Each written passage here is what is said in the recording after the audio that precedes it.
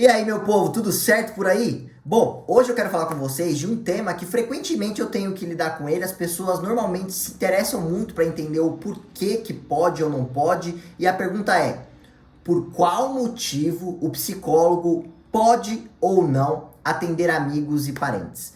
Hoje eu vou explicar para você o porquê pode ou não pode. Vamos lá. Primeiro de tudo, galera, eu fico muito feliz, de verdade mesmo, quando amigos meus chegam para mim pedindo atendimento.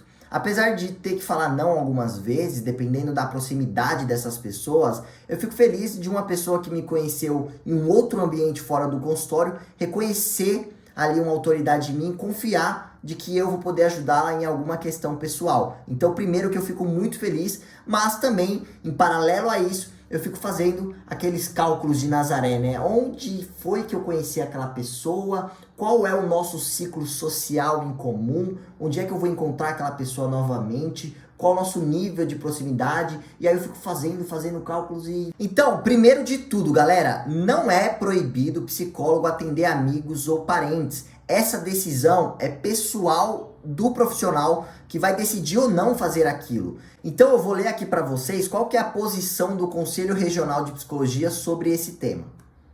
Bom, a decisão pelo atendimento é do psicólogo, que considerará se o atendimento vai interferir negativamente nos objetivos do serviço prestado, uma vez que não há nada regulamentado que proíba especificamente o atendimento de familiares e conhecidos, certo? Então, essa decisão é estritamente do profissional, beleza? Agora eu quero falar com vocês quais são os pontos que a gente tem que pensar para definir se nós vamos atender uma pessoa ou não.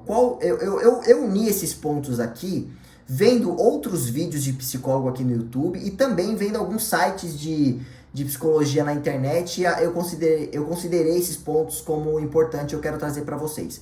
O primeiro ponto é o sigilo. Cara, quando você vai ser atendido por um psicólogo, se tem uma coisa ali que é importante naquele ambiente, é que as informações que você vai passar para aquele profissional não serão repassadas para pessoas próximas a você.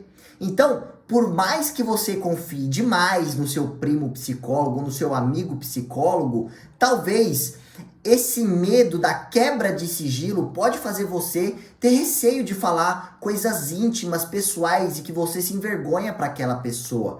Então, por mais que você confie demais nele, talvez encontrando ele numa festa, no aniversário, você vai sim acabar filtrando algumas informações por conta dele colocar em risco algumas coisas que ali você não gostaria, certo? Então, olha como é legal você chegar no consultório e receber uma pessoa totalmente desconhecida que não tem nem possibilidade de falar de você, porque ela não conhece as pessoas que você conhece, ela não está nos lugares que você está. Então, você está ali livre de ter aquela informação vazada. Esse é o primeiro ponto. Segundo ponto, neutralidade. Bom, quando você já conhece o seu psicólogo, a neutralidade ela pode ser prejudicada por conta disso. Imagina que, na medida que vocês já conversam e existe ali um background do que você sabe sobre ele, do que ele sabe sobre você,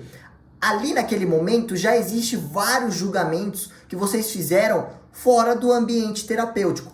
Eu não estou falando aqui que o psicólogo consegue ser neutro, porque isso não dá. Quando você está sendo atendido por um psicólogo, ali existe uma pessoa. E por existir uma pessoa, essa variável já elimina a neutralidade, né? Aquela pessoa já é cheia de experiências e ela vai, às vezes, acabar olhando para você através também das próprias experiências. Então, cara, não existe neutralidade. Mas não é por isso que a gente não pode, não deveria pelo menos, evitar algumas coisas que poderiam facilitar ali aquele ambiente neutro, onde não vai ter nenhum tipo de julgamento de ambas as partes, entende? Claro, volto a dizer, sempre haverá julgamento. Você julga as pessoas o tempo todo, não precisa de muito tempo para você olhar para uma pessoa e pensar coisas acerca dela ou colocar ela em algum grupo. Mas quando você tem ali um contato mais próximo, e isso já aconteceu de uma forma muito mais fixa, que pode sim atrapalhar o processo terapêutico. pode sim fazer com que você não se engaje no que o seu psicólogo está falando, porque talvez você não confiou em determinada coisa ou você comparou com a vida prática dele e acabou percebendo que, enfim, pode não ser coerente ou você pode discordar porque simplesmente ele é o Zequinha que estava na esquina com você e viu você passando e deveria talvez te entender melhor. Terceiro ponto, conflito de interesse. Imagina só, você tá com seu psicólogo ali no churrasco e ele tá vendo tudo o que tá acontecendo. Você contou tudo pra ele sobre a sua briga com a pessoa que você se relaciona e ele tá ali de camarote vendo tudo, sabendo talvez até dos dois lados porque ele conhece todo mundo que você conhece.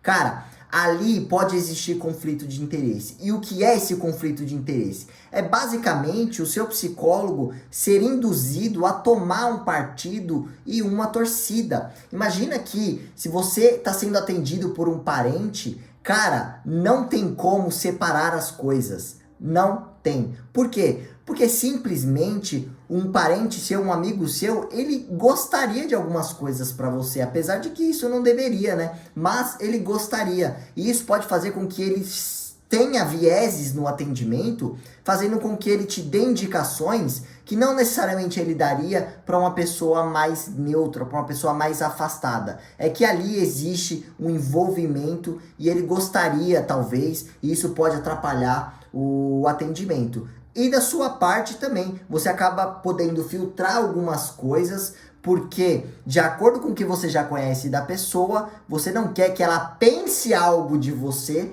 você quer sustentar talvez uma imagem que ele construiu de um outro momento e sustentar aquilo e se aparecer ali no seu discurso alguma coisa que é incoerente com tudo que aquele seu amigo / psicólogo já sabia, você pode acabar não falando, filtrando para que tudo soe como coerente. Quando você não conhece a pessoa, ali não existe esse conflito de interesse. Aquela pessoa, o psicólogo, ele está liberto de ter algum viés na tomada de decisão sobre o que vai te falar, porque ele simplesmente, não é que ele não se importa com a sua vida, é que simplesmente não vai ter nenhum impacto na própria vida dele, entende?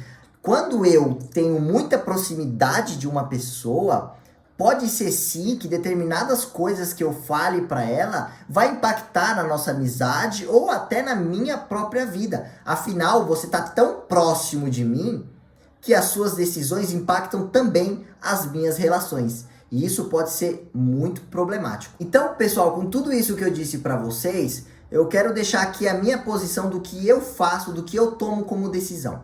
O que eu falo para a pessoa? Primeiro, eu não dou uma decisão sim ou não. Eu vou te atender ou não vou te atender. Primeiro, eu explico tudo isso. Por quê? Porque eu quero que nós tomemos uma decisão em conjunto. Que nós tenhamos o mesmo entendimento do porquê eu devo ou não atender a pessoa. Então eu faço perguntas simples, por exemplo, fulano, você me conheceu no lugar X.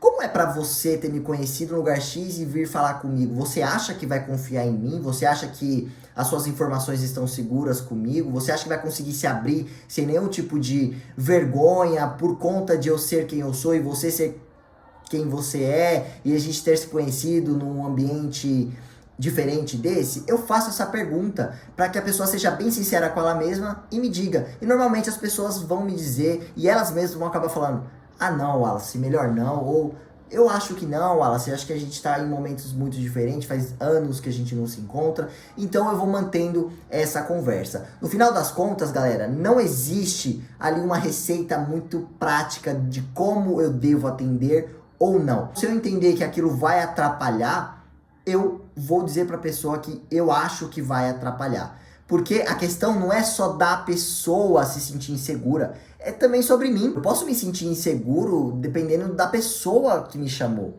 E isso pode acontecer e eu não vou ter nenhum problema de falar para a pessoa isso. Não tem como separar o Wallace amigo do Wallace psicólogo. Se eu atender uma pessoa que em algum momento eu conheci em algum lugar, aquilo será acrescentado ao atendimento, no sentido de que eu não vou fingir ser uma outra pessoa. A pessoa já me conhece. E se ela já me conhece, a gente vai partir dali. Não tem como separar, entende? E eu quero dizer que isso não necessariamente atrapalha. Todas essas variáveis que eu contei pra vocês, de você ter conhecido a pessoa em algum lugar, mas enfim, não quer dizer necessariamente que vai atrapalhar o processo. Com a questão da internet, a gente se expõe muito mais, a gente acaba falando muito mais da nossa vida pessoal e essa neutralidade vai por água abaixo. Ela vai e não é um problema, porque se as pessoas através do Instagram, que já me conheciam ou não, elas entendem que existe ali algo em comum, elas vão querer ser atendidas por mim. E eu acho que isso vai sim ser usado a favor da psicologia. Não existe hoje nenhuma métrica que mostre que você ter determinado vínculo com uma pessoa antecedente vai fazer com que o processo vá por água abaixo. Não tenha isso. É claro que a gente vai tomar cuidado, e eu tomo esse cuidado dependendo da proximidade que a pessoa tem comigo. Acabo dando alguns nãos e outros eu entendo que não vai atrapalhar e a gente segue na terapia. Ficou claro para vocês, gente? Qualquer dúvida que surgir, manda aqui para mim nos comentários que eu posso responder vocês sobre isso e aí a gente vai se falando, beleza? Espero ter ajudado, espero ter esclarecido e ter deixado aqui a minha opinião sobre esse tema. Valeu e até o próximo vídeo.